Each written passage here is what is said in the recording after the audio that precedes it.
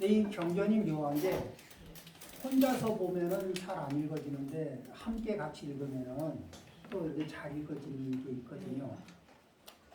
그래서 이렇게 같이 여럿이 잘 읽고 여러 번 하다 보면 어느 순간에는 혼자서 경전을 깊게 볼 수 있는 힘이 생겨요. 이제 그런 날이 오게 만들기 위해서 지금은 함께 하나하나 읽어보는 겁니다. 자, 또 65쪽 다른 책은 몇 쪽이죠? 여기 이렇게 하면 위쪽은 지켜질 것이며 이렇게 하면 위쪽은 지켜질 것이며 편안해지고 근심이 없어지게 될 것이다. 이렇게 말씀하신 후 세종께서는 다음과 같이 시를 읊으셨다. 이제 계속에 나오는 거죠. 부모는 동쪽이고 스승은 남쪽이며 아내는 서쪽이고 친구는 북쪽이다. 하인과 고용이는 아래쪽, 수행자는 위쪽이다. 한 가문을 이끌어가는 가장은 이렇게 6방위에 예배해야 한다. 자, 그러면은 가장은 이렇게 6방위에 예배하고, 그러면은 부모는 예배 안 해도 될까? 부모는 부모의 입장에서 또 6방위를 향해서 예배하고, 예배한다는 거는 이 몸과 마음, 몸으로는 예의를 다하고, 그렇죠? 윗사람에게도 예의를 다하고, 또 아랫사람에게도 예의를 다하고, 아내에게 예의를 다하고, 남편에게 예의를 다하고. 근데 형식적으로 예의만 다하는 걸까? 아니면 마음으로 공경도 다하는 걸까? 네. 그러면서 체크를 해보는 거예요. 내가 이게 예경을 다 했나? 충분히 했나? 이게 조금 이렇게 30% 했네? 그래. 지금 현재 주소가 30%구나. 그러면은 향후에 조금 더 퍼센티지를 올리기 위해서 어떻게 하면 될까? 더 좋은 관계를 만들면은 퍼센티지를 올릴 수 있잖아요. 그렇죠? 우리는 내가 어디에 충분히 공경할 수 있어요? 좋은 관계에. 그런 거 아닌가? 가만히 생각해보면 좋은 관계에 나는 충분히 이렇게 계속 노력할 의사가 있잖아요. 그런데 좋은 관계를 만드는 게 좋은 관계라는 결과에다가 내가 얼마든지 잘할 수 있는 것도 있지만 좋은 관계라는 걸 만드는 것도 이게 예경의 행위예요. 그렇겠죠? 이렇게 예경할 수 있어야 좋은 관계를 만들 수 있습니다. 자, 그 다음에 현명한 사람은 계를 지키고 그 말이 부드럽고 분명하며 겸손한 생활을 하고 무엇이든 이해하며 조심스러운 사람, 이러한 사람은 명성을 얻는다. 자, 현명한 사람은 사람이 현명하다는 얘기는 이제 사리분별을 잘 아는 거죠. 그러면은 이 업을 중심으로 이렇게 에너지를 바라보면은 자, 인간도 중심에서 축생, 아귀 이쪽에 축생과 아귀의 에너지를 보니까 뭐가 이게 축생 쪽에서 뭐예요? 약육감시. 그렇죠? 그 다음에 승자독시. 자, 이런 거 약육감시, 승자독시 이런 거 재벌 드라마 나오면 한참 많이 하죠. 그런 거 많이 안 나와요? 그런 거 많이 나오죠. 근데 그 속에서 이게 그게 축생의 세계하고 뭐 크게 달라요? 비슷해요.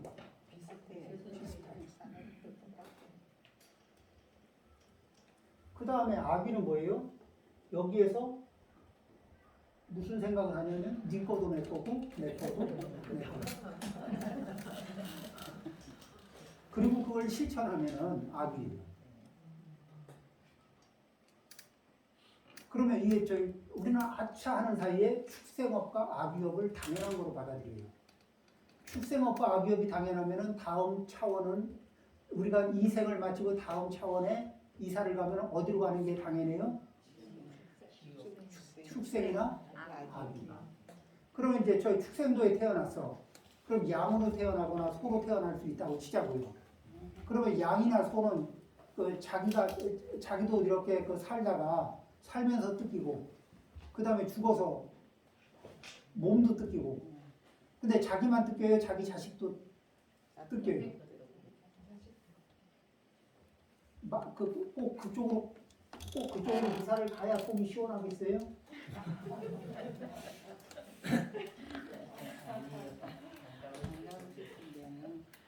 그러니까 꼭 그쪽에 업을 써야 속이 시원하겠냐고요.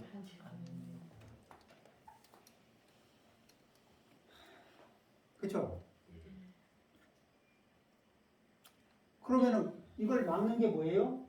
계법.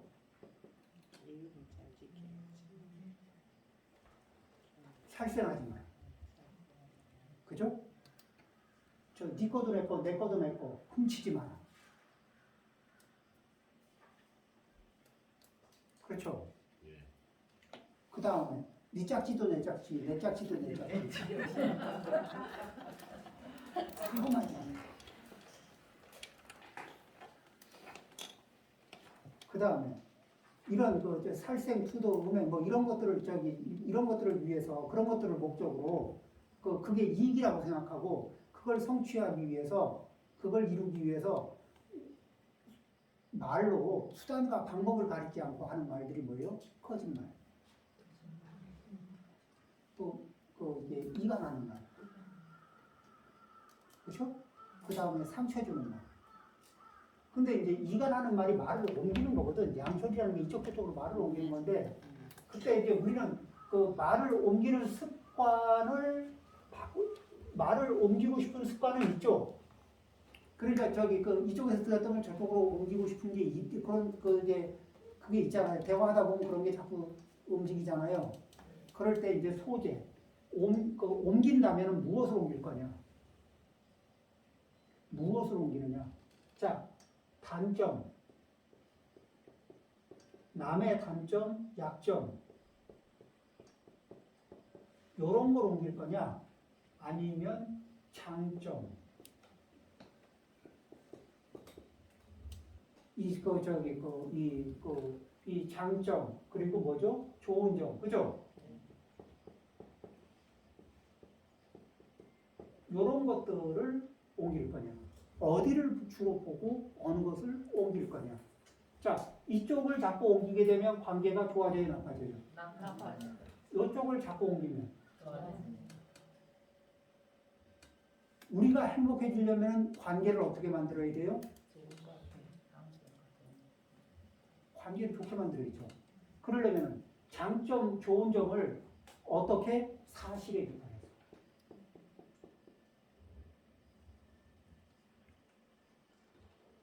사실이 아닌 걸 옮기면 거짓이 돼요. 그렇죠? 그러니까 우리 거짓을 해가지고는 좋은 관계가 되는 게 아니에요. 그런데 사실에 근거해서 옮기는 그 내용을 바꾸는 연습을 하는 거예요. 그 다음에 칭찬을 하더라도 이 좋은 말을 하는 거 있잖아요. 관계를 좋게 하기 위해서 칭찬하는데 누구하고 우리는 내가 맺고 있는 내가 누구하고 그렇게 친구를 하고 있잖아요. 근데 나는 칭찬하고 내 친구는 욕하면 내가 듣기 좋을까?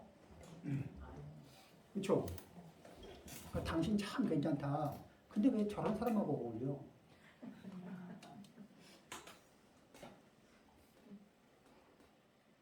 이게 균형이 그치? 그게 뭐죠? 존중하는 거는 그 사람의 관계를 한 세트로 놓고 존중을 해줘야 돼요. 그리고 조언을 하려면 그 관계가 좋은 에너지를 낼 수 있는 조언을 해줘야지. 그 관계를 수술하려고 달려들면은 다른 이의 관계를 막 수술하려고 달려들거든. 외과 의사가 칼을 가지고 이 부분은 잘라내. 그러죠? 야 이혼해. 회사가 그렇다고 책임져 줄 것도 아니면서. 그렇죠? 그리고 남의 그 관계, 남의 관계에다가 이게 상대방의 관계를 수술하려고 달려들면서 해보고 나면은 결과가 좋든가요, 안 좋든가요? 내가 그래도 저기 좋은 마음이라서 성의를 가지고 수술을 해줬는데 나한테 고마워할 줄 알았더니 그 다음에 보니까 나를 싸하게 바라보고 있잖아요. 그렇죠? 왜? 내 관계에 수술질 하는 사람은 나를 모욕한 사람하고 똑같아요. 아니면 뭐라 그러냐면 차라리 나를 모욕하지.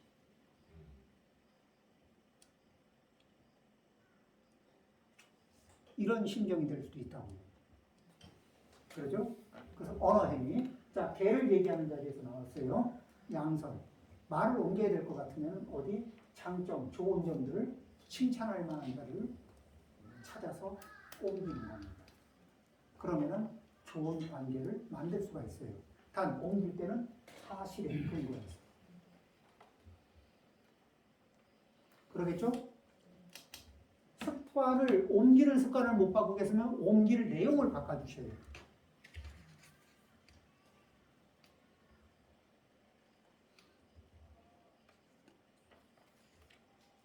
그렇게만 해도 굉장히 인생이 달라지지 않겠어요?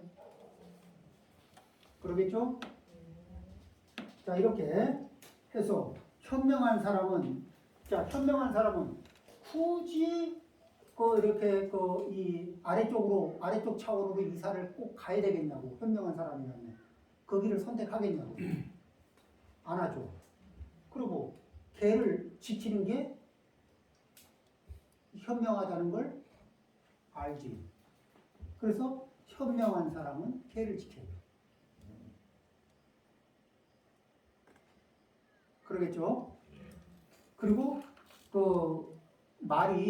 말을 부드럽게 하고, 그런데 상대가 이게 쉽게 알아들을 수 있도록, 분명하게 알아들을 수 있도록 말을 해요. 자, 내가 말을 합니다. 그러면 내가 어떤 표현을 하면 상대방이 잘 들어주길 바래요. 그러죠? 그런 마음으로 하는 거 아니에요? 근데 내 말이 거칠면, 내 말이 부드럽지 않고 거칠면 상대의 귀가 크게 열릴까? 이렇게 닫힐까? 클수록 다쳐요. 거칠수록 닫히죠? 네. 그 다음에 뭘 들으려고 하는데 내용이 불분명하고 메시지가 뭐가 뭔지 잘 모르겠어 그러면은 듣느라고 힘들다 보면 에이 뭐야. 그러니까 듣는 사람에게 힘을 쓰도록 만들어야 될까? 안 그러면 말을 할 때 이 좀 명료하게 분명하게 이렇게 좀 다듬어 놓고 말을 좀 해야 될까? 자, 그럼 현명한 사람은 계를 지키고, 또 현명한 사람은 그 말이 부드럽고, 현명한 사람은 말한 내용들이 분명하고, 이렇게 연결이 되죠. 자, 이런 쪽으로 연습하는 거죠. 그 다음에 겸손한 생활이에요. 겸손. 자, 이거를 오늘은 가는 데까지 갑니다. 이따 한번 뛰겠는데. 걱정이에요. 왜 저는 이렇게 한 글자 한 글자에 걸리는지 모르겠어. 자, 이제 겸손. 정직과 겸손이, 자, 뭐라 그러냐면, 좀 똑똑한 사람이 있습니다. 그래서 당신은 굉장히 머리가 스마트하군요. 그러니까, 예, 제가 좀 머리가 좋습니다. 제가 좀 스마트합니다. 이러면 사실이에요, 아니에요? 사실일 수 있어요. 근데 사실은 사실인데 뭔가 좀 불편해. 그러면은 아이 제가 무슨 뭐 저기 그냥 좀 평범하죠. 남들이 좋게 봐주는 겁니다. 이렇게 얘기하면 그러면은 이렇게 그렇게 얘기하면 사실은 사실이 아니지만 그러지만 뭔가 사람이 진실해 보여. 그렇죠? 인간성이 있어 보인다. 그런데 이 정직이요. 정직도 품위 있게 정직해지는 법이 있고 겸손도 품위 있게 겸손해지거나 아니면은 겸손이 심하면은 아부가 되거든. 비굴. 그렇죠? 그래서 겸손이라고 하면서도 겸손을 품위 있게 하고 정직하면서도 자 이게 당신은 굉장히 스마트하군요. 그러니까 그렇게 봐주십니까? 감사합니다. 어때요?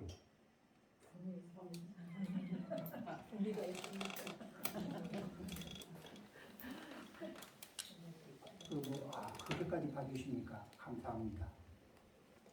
인품까지 있네. 그렇죠?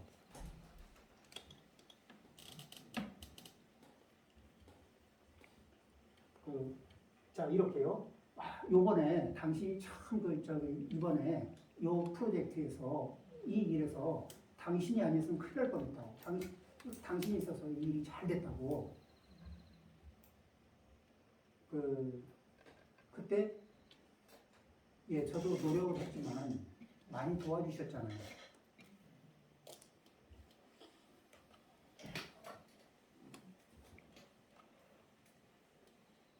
어때요?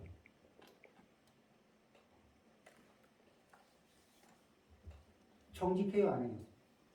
그 말을 그렇죠? 겸손해요, 안 해요? 이 겸손이란 말을 할 때는 정직을 안고 가야 되고 정직이란 말을 할 때는 겸손을 안고 가야 돼요. 이게 한 짝이에요.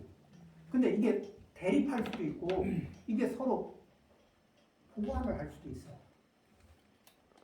그리고 품위가 있을 수도 있고 품위가 아주 없을 수도 있어요.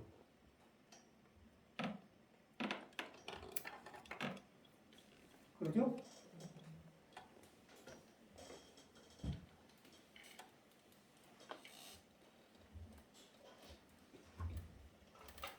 자, 겸손함. 그러니까 생활을 겸손하게. 그러면 몸이나 말이나 마음씨나. 그리고 이제 이렇게 만나면은 윗사람을 만나도 예, 안녕하세요 인사하고 좀 아랫사람을 만나도 안녕하세요 하고 인사해요. 그러면 당신은 왜 이렇게 사람들을 만나면 위아래 사람 안 가리고 먼저 인사하느냐? 그러면 이렇게 아랫사람한테 인사받고 윗사람한테 먼저 인사하고 이게 보통은 상례잖아요. 그럴 때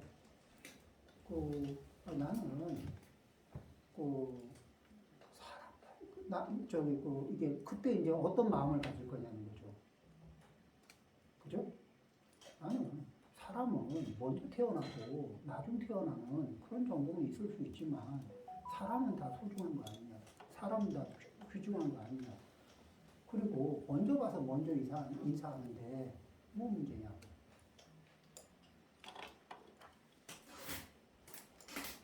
그렇죠? 먼저 봐서 먼저 인사했다.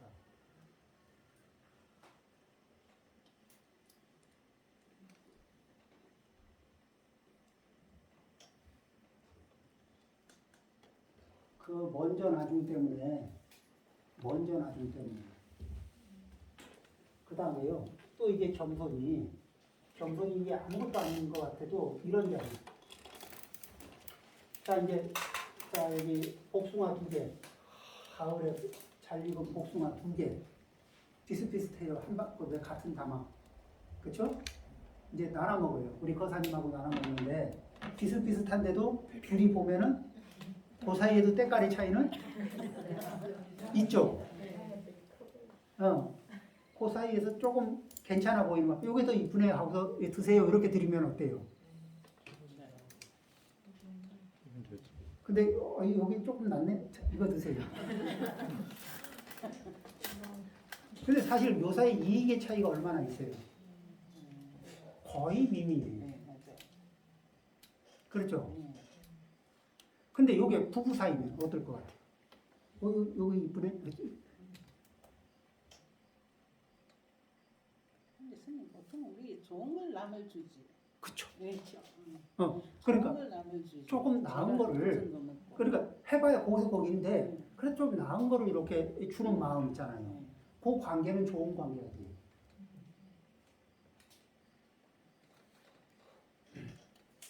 그리고 그냥 어차피 떠먹는 국인데, 그죠?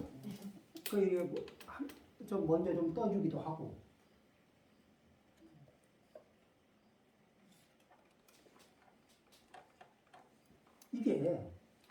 그게 뭐냐면 이 묘한 게 뭐냐면 그런 게 이 존중을 적게 받아본 사람은 그렇게 먼저 이렇게 좀 챙기면은 그게 굉장히 이게 푸근하게 존중받는 느낌이 들고 가슴이 따뜻해진다 그래요.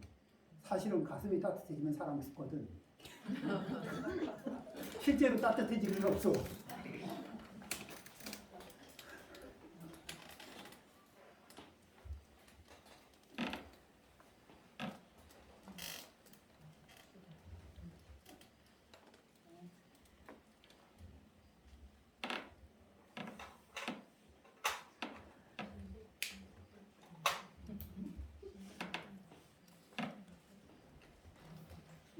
자, 그리고 무엇이든지 이해하며 조심스러운 사람. 그게 뭐냐면은 무엇이든지 이해한다는 거는 큰 대국을 이렇게 전체적인 흐름을 이해한다는 얘기잖아요. 그죠? 전체적인 흐름을 이해하고 그러면은 이 부분을 보는 사람은 용감할 수가 있어요. 부분에서 분명하거든. 근데 전체적으로는 전체적으로는 뭐가 같으냐면 왜 부분에서 왜 여기 옛날에 시험 문제집 받아볼 때 있잖아요. 부분은 쉬운 문제 있잖아. 쉬운 문제 만났을 때 만만하니까 휙휙 지나갈 수 있잖아요. 근데 시험 문제집 전체를 보면 쉬운 문제와 중간 문제와 어려운 문제 이게 섞여 있거든. 그 전체를 조망하는 눈으로 보면은 조심할 자리들이 제법 있다고요. 안 그래요? 그래서 전체를 이해하면서 조심할 포인트에서 조심할 줄 아는 사람. 그죠? 자, 이런 사람 뭐예요? 현명한 사람. 현명한 사람은 어떤 사람? 계를 지킬 줄 아는 사람. 계를 지키는 게 이익이라는 걸 아는 사람. 현명한 사람. 그 말을 부드럽게 할 줄 아는 사람. 현명한 사람. 어떤 사람? 표현을 분명하게 할 줄 아는 사람. 현명한 사람. 그리고 겸손한 생활을 할 줄 아는 사람. 그렇죠? 정직과 겸손을 품위 있게 쓸 줄 아는 사람. 현명한 사람. 또 전체적인 것을 이해할 줄 알고 그 중에서 포인트를 조심해야 될 자리를 조심할 줄 아는 사람. 현명한 사람. 이런 사람은 명성을 얻는다. 그런가요? 네. 그럴 것 같죠? 네. 자, 그 다음에 용감하고 부지런하며 어려움에 처해서도 흔들림이 없고 행동함에 있어 실수가 없고 총명하며 이러한 사람은 명성을 얻는다. 자, 용감하다, 부지런하다. 부지런하려면요, 부지런하려면은 그냥은 잘 부지런해. 그러니까 습관적으로 이게 부지런한 자리가 있고 우리는 어디든지 이런 게 있어. 부지런한 자리가 있고 부지런하지 않은 자리가 있어요. 그 중에서 그런 게 있죠. 그 어떤 거는 난 이건 좋아, 난 이거 재밌어. 근데 어떤 난 그건 하기 싫더라 이런 거 있죠. 그런데 이제 큰 틀에서 이렇게 바라보는 거예요. 해야 할 일과 안 해도 좋은 일과 이 큰 틀에서 이게 바구니를 나눠요. 그렇죠. 그 다음에 그 자리에서 그 해야 할 일들, 꼭 해야 할 일들은 이게 어떻게 하면은 부지런할 수 있는가 이런 부분들을 이렇게 또 부지런하게 하는 것을 방해하는 내 마음의 브레이크, 주변 환경의 브레이크 이런 것들을 체크하는 거예요. 그런 거를 확인하고 그 다음에 그 방해 요인들을 이렇게 제거하는 거죠. 그러겠죠? 근데 이 운동하러 간다고 가면서 그 앞에 꼭 뭐냐면은 쇼핑몰을 거쳐 지나가. 가다가 쇼핑몰에 폭 빠져가지고 그렇게 되면 어떻게 그 운동하러 갈 때는 조금 돌아가더라도 쇼핑몰은 피해서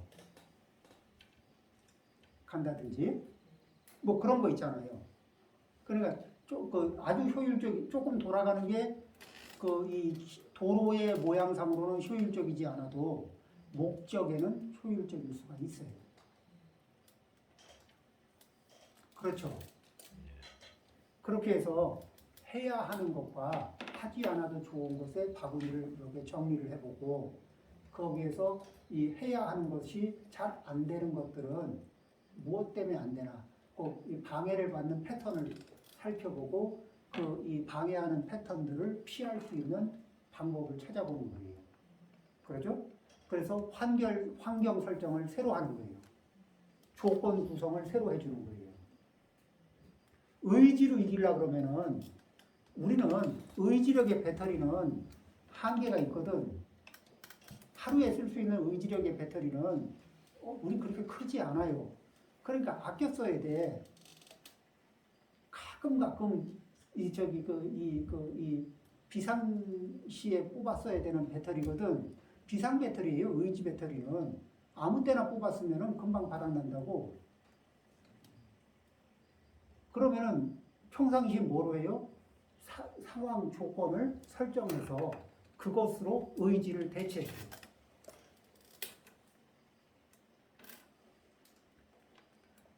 요런 의자에 앉아서 2시간 보내는 게요. 이게 쉬운 일이 아니에요. 힘들어요.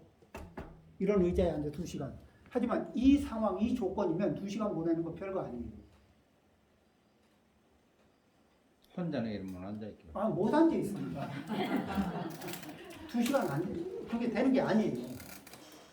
근데 상황, 조건이 되면 혼자서 2시간 앉아 있으려면 엄청나게 많은 인내의 배터리를 갖다 써야 되거든. 그러고도 바닥이 나가지고 어떻게 할지 몰라요. 그렇지만 상황, 조건을 맞추면은 의지력을 안 쓰고도 되거든. 자, 의지력이 바닥이 나면 사람들이 무엇을 하느냐? 의지력이 바닥났을 때 누구를 만나냐면 식구를 만나요. 이제 정말 중요한 식구를 만나거든. 근데 이제 의지력이 바닥이 났으니까 이게 참는 힘이 이제 바닥이 났잖아요. 근데 살다 보면 살짝 건드리는 일이 있잖아. 그러면 그 다음에 뭐죠? 미천이 훅 하고 튀어나와요. 그럼 이제 속으로 생각하죠. 저 사람이 나를 소중하게 생각한다고 말하면서 행동은 저렇게 훅 이런 거를 매일 훅 이러고 있는데 나를 소중하게 여긴다는 말을 믿어도 될까? 믿을 수 있을까? 근데 마음이 거짓이 아니라 의지력이 바닥이 난 상태에서 습관은 통제가 돼요. 그냥 습관은 툭툭 튀어나가게 돼 있어요. 그러니까 그 의지력을 잘 아껴뒀다가 누구하고 있을 때 잘 써야 돼? 소중한 사람들하고 있을 때 그 의지력을 잘 써야 돼. 그럼 평상시에는 그거를 몽땅 뽑아다가 바닥을 내는 게 아니라 어떻게 해요? 상황 설정을 해서 그 힘으로 일 처리를 하는 겁니다. 그러면서 부지런히 하는 거예요. 그러겠죠? 그 다음에 이제 용감하다는 얘기인데, 우리가 일상에서 용감한 것 중에 하나는 변명하고 싶을 때 변명 안 하는 거예요. 변명이 막 튀어나오려고 하는데 변명을 참아봐요. 그럼 뭐 하죠? 변명을 안 하면 뭐를 해야 돼요? 책임져야 돼요. 변명을 하면 어떻게 되죠? 책임은 피할 수 있는데 비겁해져요.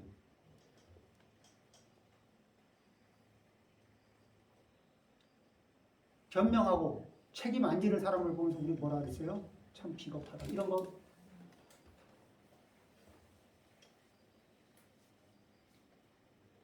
그렇죠? 그러면은 변명 안 하고 책임을 져보는 거예요. 그러면서 뭐를 다져요? 내 변명 안 해도 되는 삶을 살기 위해서 삶을 재조정하는 거예요. 그렇죠? 말 습관, 마음 습관, 몸 습관을 변명하지 않아도 되는 쪽으로 조정해 들어가는 거예요. 자, 변명하지 않을 몸 습관, 변명할 일이 없는 마음 습관, 변명할 일이 없는 말 습관을 가지게 되면 그런 말 행동, 마음 행동, 몸 행동이 당당해져요, 안 당당해져요? 그 당당해진 그 상태로 이렇게 행동하는 게 용감하게 보이겠습니까? 안 보이겠습니까? 그러니까 막 무슨 뭐 용감하다는 게 무슨 무거운 돌 들고 뭐 이렇게 좀비 쫓아가고 이런 거 말고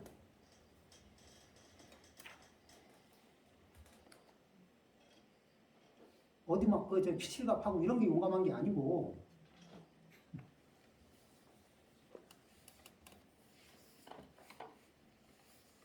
우리가 일상에서 부딪히는 일상에서의 용감하다는 거.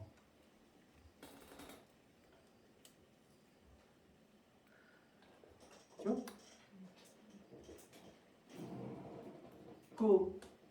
부담스러워서 변명하고 회피하거든요. 그러면은 책임은 피할 수 있어요. 그런데 비겁해집니다. 그리고 그 비겁함에 익숙해지면은 좋은 관계가 참 어려워요.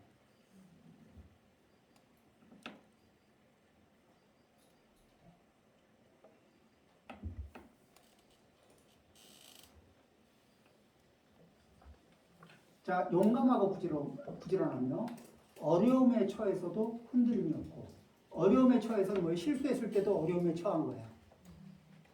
그렇죠? 실수를 직면하고 나의 실수를 직면하고 있는 사람을 마주대하면서 있을 때 이거 굉장히 어려운 상황이거든요.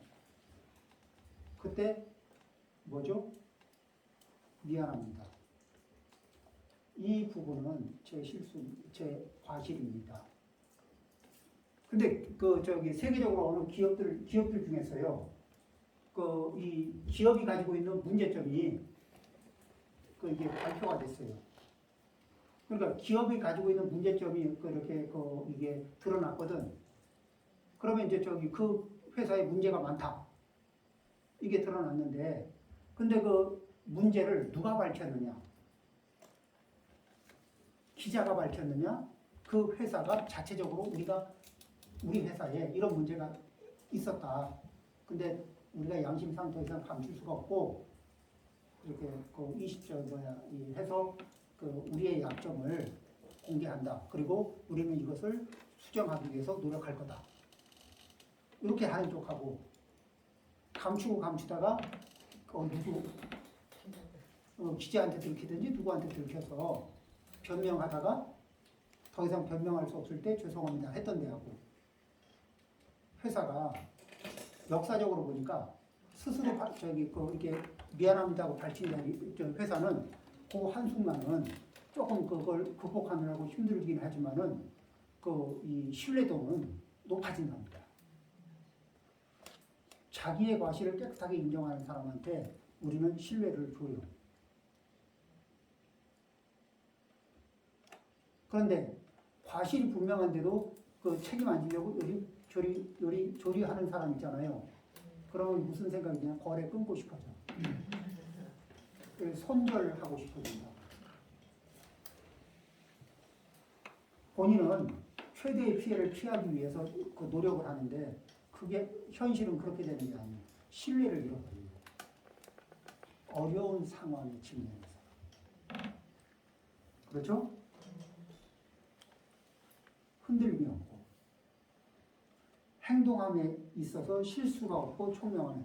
잘했어. 그러니까 과실이 있을 때 과실을 인정하는 게 실수가 없는 거예요. 그렇죠? 과실이 있을 때 자기 과실을 인정하고 그 다음에 뭐예요? 다른 사람이 기여를 많이 했잖아요.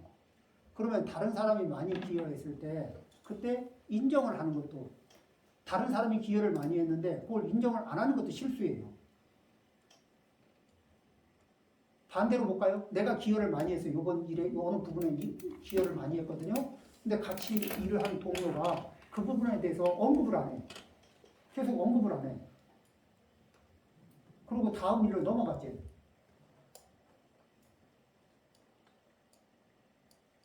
뭐 좀 이상한 것 같지 않아요? 그렇죠? 실수한 거예요. 그거 실수입니다.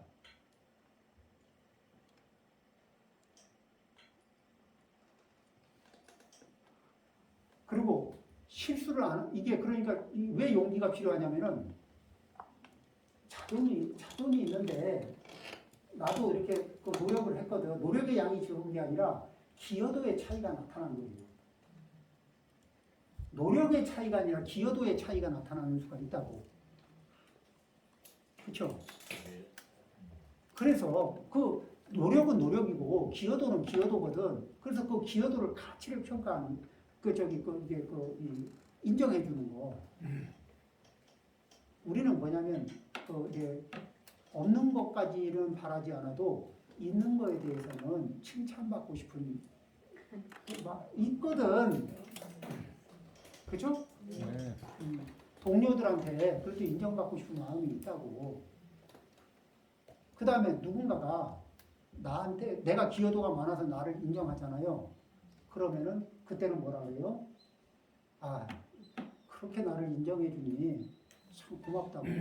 근데 애는 같이 쓰지 않았냐고. 기여의 그 효과는 안 나타났지만 노력은 같이 하지 않았냐고 해서 노력을 한 그 부분을 봐주는 거예요.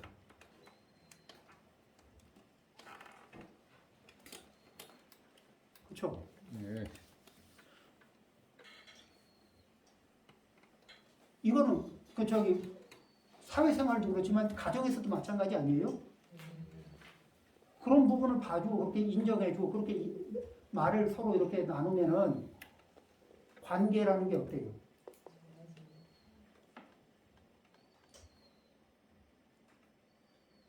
자, 행동함에 있어 실수가 없고 총명하면 이러한 사람은 명성을 얻는다. 자, 이런 남편, 이런 아내하고 살아. 그러면 부인이 뭐라 그럴 거예요? 남편에 대해서 얘기할 때. 다음 생에 또 만나고 싶다. 다음 생에 또 만나고 싶다고? 네. 그쵸? 다음 생에 만난다면 딱 당신 또 만나고 싶다고. 그쵸? 절대 안 만나집니다. 자, 그 다음에 잘 다독거려 친구로 삼고 친절하고 탐욕스럽지 않은 친구 사이에 탐욕을 부리지 않고 뭐죠? 친구 사이에 그저 그냥 이게 같이 이렇게 어울리는데 누구의 것을 취하려고 하는 게 아니라 내가 기여할 부분에 대해서 기여하고 그죠? 그렇게 화합하여 이끄는 사람. 그러니까 친구라 그러면은 이익 집단입니까? 아니면 친목 집단입니까? 친목. 친목 집단. 거기에서 이게 이익을 보려고 이익의 잣대로 들이대고 있으면은 그럼 참 친구가 되기 어렵죠, 그죠? 그런 카테고리가 다른 거예요. 우리는 이런 친구들이 좀 있어야 돼. 좋은 관계를 유지하는 친구가 있어야 사람은 외롭지 않고 사람은 이렇게 좋은 관계가 있다는 것 때문에 그게 의지처가 돼요. 이 험난한 세상에서 살아가고 있지만은 나에게는 내가 좋은 관계를 유지하고 있는 이 사람들이 내 삶의 뿌리인 거야. 그래서 비바람에 흔들릴 수는 있지만 뿌리가 튼튼하기 때문에 나는 지친 상태에서 돌아가서 쉴 수 있는 에너지를 얻을 수 있는 나만의 공간이 있는 겁니다. 좋은 관계라는.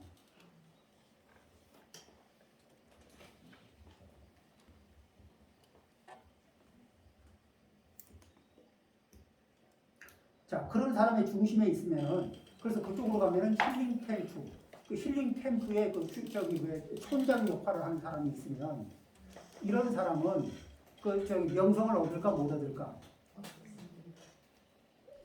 그렇죠. 이게 지쳤을 때 거기 가봐, 힐링 캠프 거기 가봐 이런 거 있잖아요. 갔다 오고 나서 어때요? 충전이 잘 돼, 좋아 이러면은.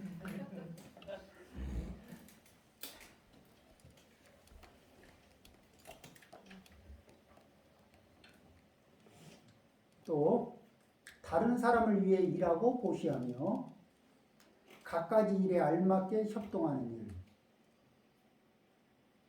그러니까 이 다른 사람을 위해서 일하고 보시한다. 이런 건 뭐예요? 이기적일까 이타적일까? 근데 사실은 우리가 살다 보면은 이 아주 야마리를 말아드시지 않았으면은 일방적으로 이익만 취하려고 할까? 그래도 불편해. 그죠? 그 다음에 우리는 뭐죠? 이렇게 지내보면은 굉장히 이기적인 사람들은요, 이 평범한 이타주의자 속에서는 못 견뎌요. 왜냐하면은 이익을 한번 취할 때는 취하는데, 이 기브 앤 테이크의 이익을 나누는 그 흐름에서 줘야 하는 타이밍에서 못 견뎌요. 불편한 거야. 이익을 취할 때는 웬코 웃을 이러는데 그 다음에 또 갚아야 하는 타이밍에는 막 굉장히 힘들어하고 버거워지거든. 몇 번 겪다 보면 여기가 내 동네가 아닌가 하고 유유상종 자기 무리를 찾아갑니다.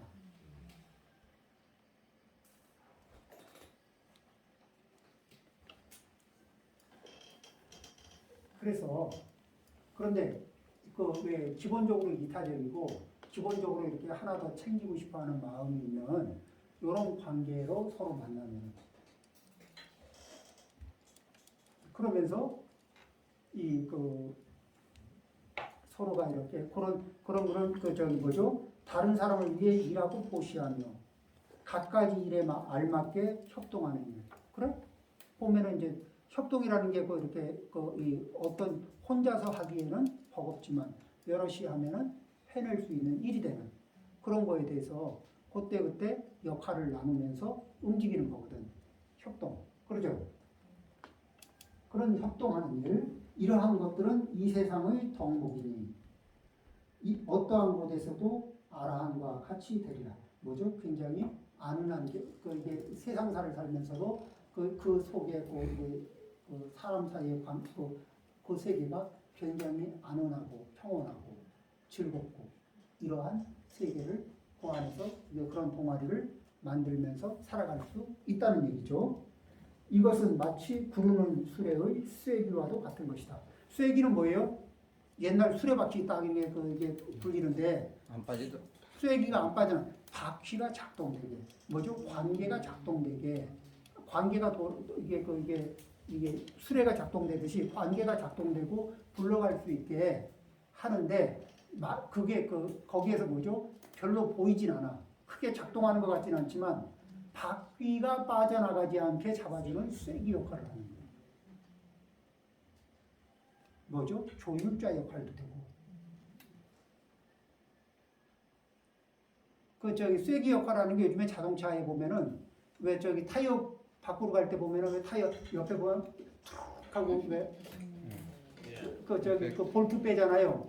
이 볼트가 이게 바퀴가 빠져나오지 않게 요즘 예전에는 쐐기를 중심에다 박았는데 요즘에는 이제 중심축 옆에다가 볼트 여러 개 쫙 해가지고 빠져나오지 않게 탁 박아주지. 시절이 바뀌었어요. 그래도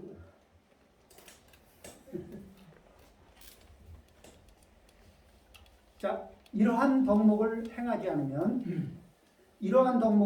않는다면 어머니는 자식으로부터, 어머니가 어머니로서, 아버지가 아버지로서, 자식이 자식으로서 이런 예경을 다하지 않는다면 사용자가 사용자로서 예경을 다하고 피고용자가 피고용인으로서의 예경을 다하지 않고 수행자가 수행자로서의 예경을 다하지 않고 이렇게 한다면은 그런 예경을 저버린다면 존경도 부양도 받지 못하며 아버지 또는 자식으로부터 존경과 부양을 받지 못한다.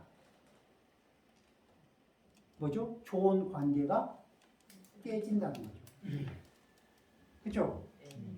인과의 문제예요. 그러니까 이거는 저 일방적인 문제입니까? 쌍방의 문제입니까? 쌍방이에요. 쌍방. 너의 의무고 나의 권리다. 여기에는요, 너는 의무고 나는 권리다. 이거는 그 속에는 굉장히 잔인한 논리가 들어있어요. 그렇죠? 그걸 세상에서 이렇게 이게 도리다 이렇게 하면서 지배구조 안에서는 그걸 도리라고 가르치거든요. 근데 그 굉장히 잔인한 도리입니다. 너는 의무고 나는 권리다.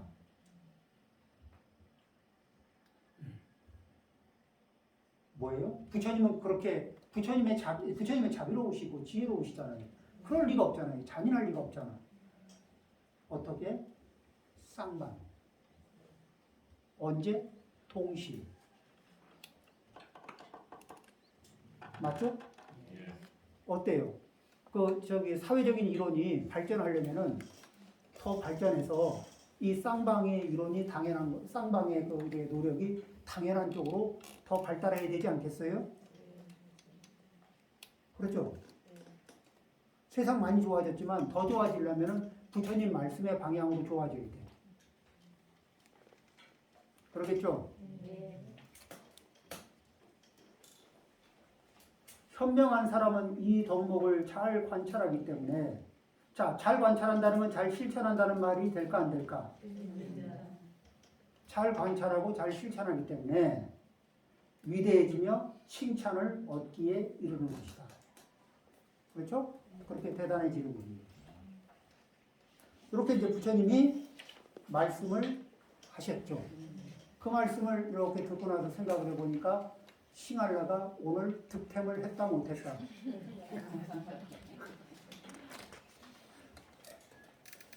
제대로 득템을 한 것 같아. 너무너무 좋아. 그 다음에 이 부처님한테 득템을 한번 하고 나니까 앞으로도 부처님을 향해서 삶의 지혜와 관련된 자리로 빨대를 꽂고 싶은 생각이 날까 안 날까?